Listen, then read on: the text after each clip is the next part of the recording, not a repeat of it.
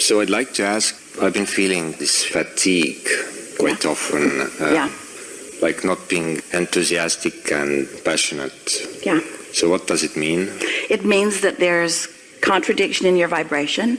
It means you have resistance. It means you've been focusing upon things that your inner being doesn't focus upon. And it means you've been pinching yourself off from your resources. Because this receptive mode, another really good name for it is replenishing mode. So it means you've been practical. Yeah. It means you've been sort of human and observant. It means you've been really doing a good job on step one. But you can give that up for a while because you've got enough in your vortex to keep you busy for 20 or 30 lifetimes. Okay. So how to better understand it when I'm feeling it again, like I don't feel like doing anything or just sleeping and see, that's the thing that's interesting. When the momentum of resistance is strong, maybe you've been worrying about things. Maybe you've been pushing against things. Oh, yeah. And those things are active within you. So even though your inner being is calling you, you are not able to go because of your vibration. So it really is like this. So here's your vortex and your inner being calling you toward it, because that's where everything that you want is. You put it there. And your inner being is standing there with it, calling you toward it. And when you don't go, when your thoughts are calling you literally away from it. Have you ever experienced a literal tug of war where there are 5 of you on one end of a big rope and 5 of you on the other end of a big rope?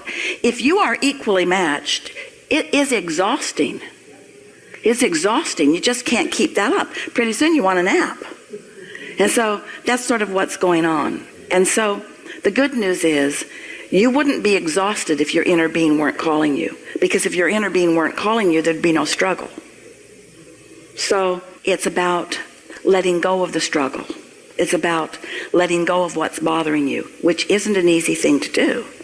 That's the reason that we were talking about meditation, because meditation will help you let go of the struggle. In fact, quiet in your mind. We've been telling our friends this for quite a long time. We teach meditation because it's easier to teach you to have no thought than to have pure positive thought. Because you can't change a negative thought to a positive thought all at once, but you can quiet your mind if you care about it. What's bothering you? Many things, like hundreds of things. Yeah. So we have some questions for you. Yeah.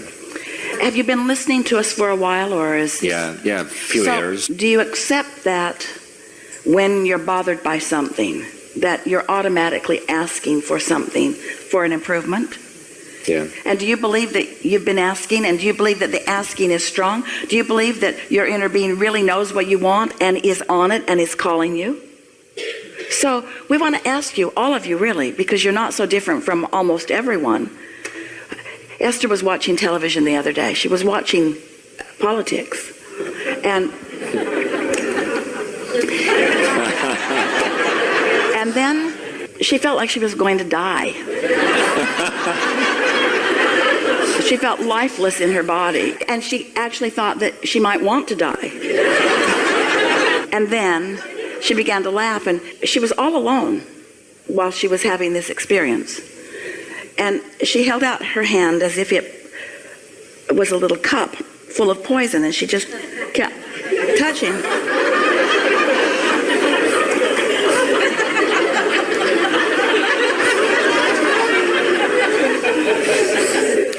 Not dead yet.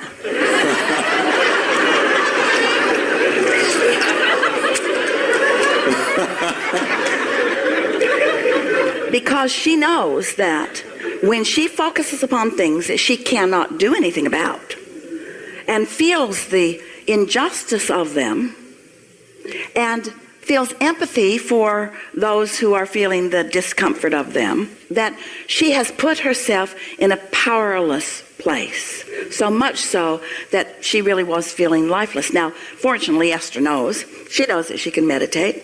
She knows that she can quiet her mind. She knows that she will bounce back quickly. In fact, we think that's what goes on with so many of you. You're so good at bouncing back, you're willing to eat poison. But what we want you to understand is life is supposed to feel good to you. And so eat a little of it. That's what contrast is. And launch your rockets of desire. And then get general enough in your thoughts. That's what meditation will do. It will quiet your mind back to the basics enough that then new thoughts about all of those new pathways can be made. It's like this. You don't mean to do it, but all of you do it. Esther 2 is that you know what you don't want and you know what you do want. So you make an effort to get back to what you do want with many of the processes. Esther uses every process that we've ever offered. Focus wheels. She writes thousands of focus wheels. She tries to get on rampages of appreciation. In other words, she tries to find positive thought. So you participate in a thought that doesn't feel good, and then you improve it, and then you participate in a thought that doesn't feel good, and you improve it, and you participate in a thought that doesn't feel good, and you improve it, and you participate in a thought that doesn't feel good, and you improve it, and then you participate in a thought that doesn't feel good, and you improve it, and pretty soon you just make a little rut, a little groove. Even though your inner being's way over there, you can't quite make it out of that rut. It's like you've got a leash that you only let yourself out a little ways on it before you jerk yourself back. The other day, we had a really good conversation with a nice man who was having a hard time on a lot of things. In fact, he reminded us of the way you were feeling. And so we said, just call out some negative emotions, and we're going to tell you the word that we would use to describe that negative emotion. So he said discouraged, and we said disconnected. And he said angry, and we said disconnected. And every word that he offered, we said disconnected, because it's all the same thing. Doesn't matter what word you use, it's disconnected from who you are. It's not receiving, it's not replenishing. It's too much poison. So then, later in the conversation, we were talking about what the remedy is. What is the remedy when you're discouraged? Meditation. What's the remedy for when you're angry?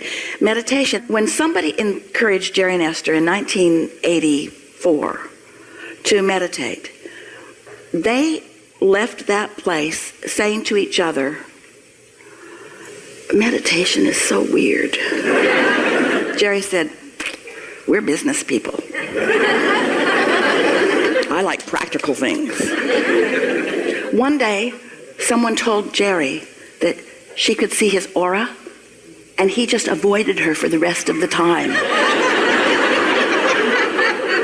Because that stuff doesn't seem practical. Here I am in the real world with things to do and places to go and people to see and so on. And you've been trained to be objective and weigh the pros and the cons and the pluses and the minuses. And it feels logical to observe. It does.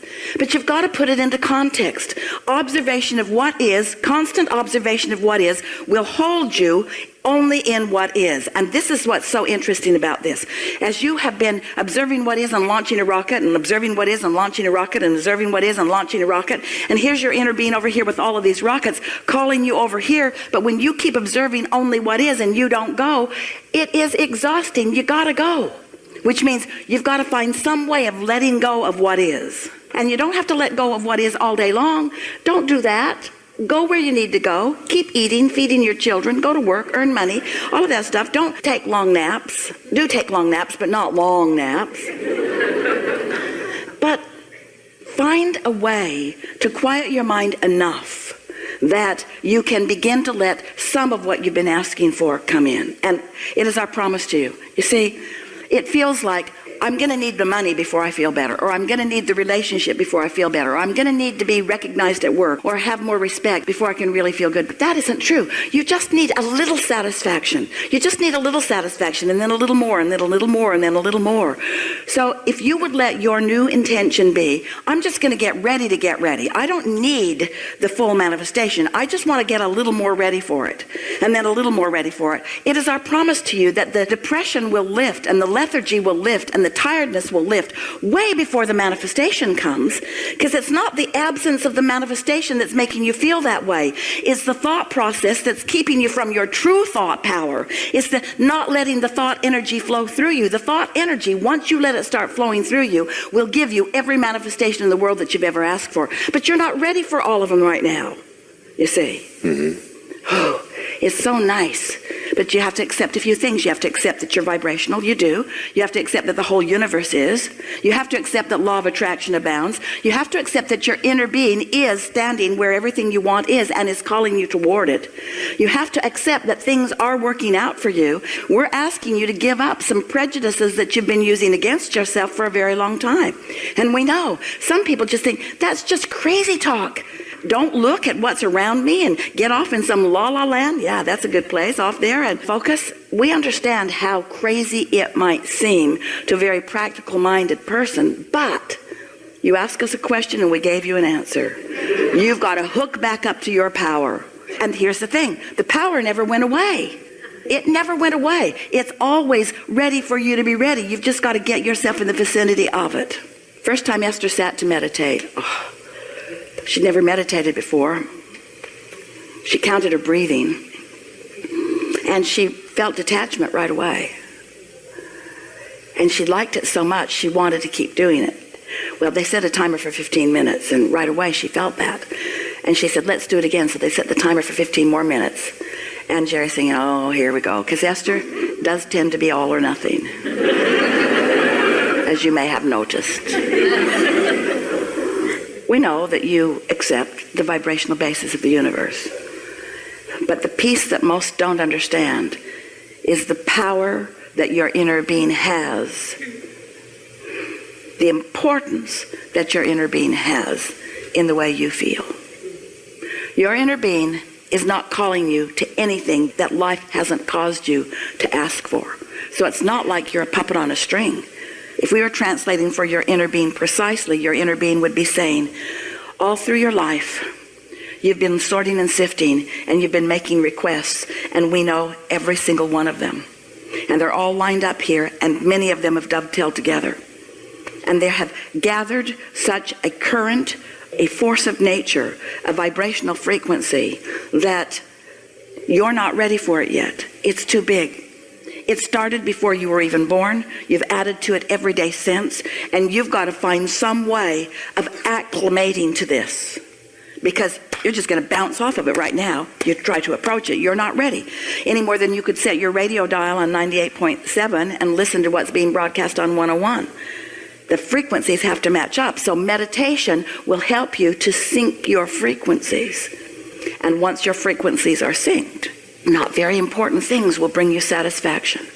But if you're focused upon the satisfaction feeling, if satisfaction's what you're going for, not an instant remedy, but satisfaction, and then you do it tomorrow, and then the next day, it won't be more than a few days before, first of all, you're going to feel way better. And then significant ideas will begin to flow to you, and you'll be off and running. We're not kidding you even a little bit.